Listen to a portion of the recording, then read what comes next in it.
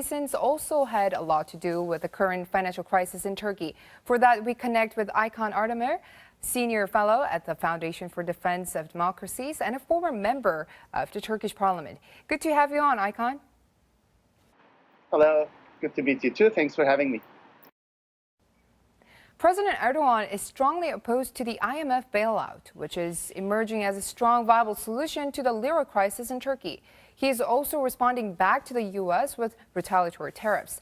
Do you think the Turkish people see eye to eye with the President Erdogan and how he is handling the situation?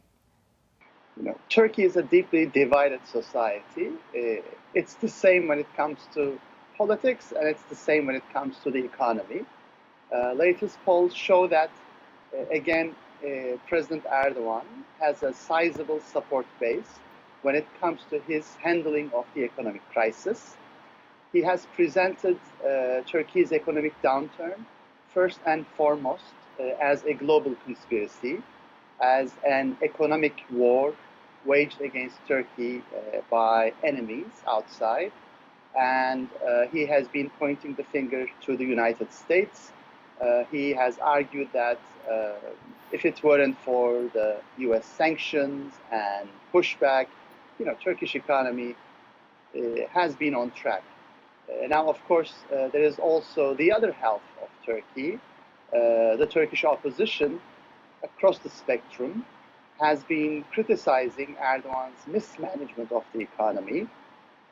For example, Turkey's current account deficit, Turkey's credit-driven growth, which basically fueled Turkey's real estate bubble. People have been criticizing Turkey's crony capitalism and rampant corruption in Turkey. There are very different takes on the economic crisis in Turkey.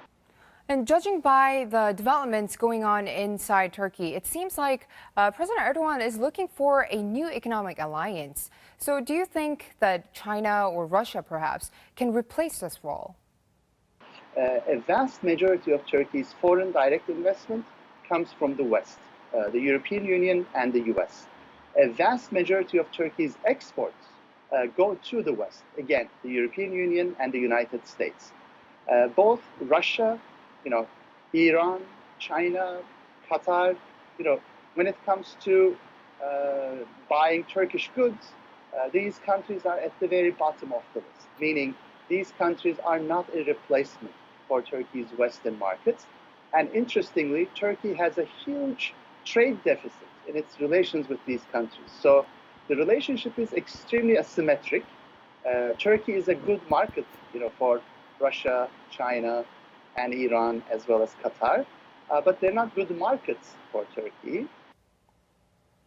So it seems like you're more inclined towards recovery with the Western alliance. But what about some short-term and long-term solutions? And what Turkey needs to begin with is to reinstate trust in domestic and global investors. And this is a long path. It would require Turkey's return to the rule of law, due process, strengthening private property rights. At the same time, it requires Turkey to reverse its capital flight and brain drain.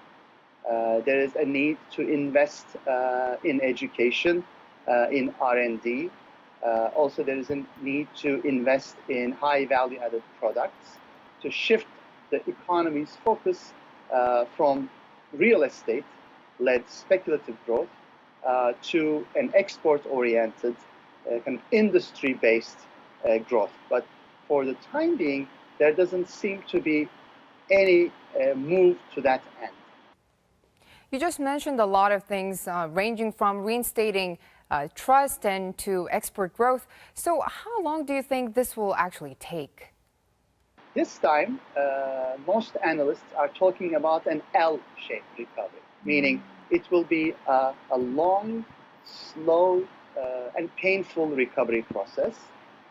This, of course, has to do with both Turkey's internal dynamics, the government's inability to tackle the crisis with structural reform, but also it has to do with global dynamics.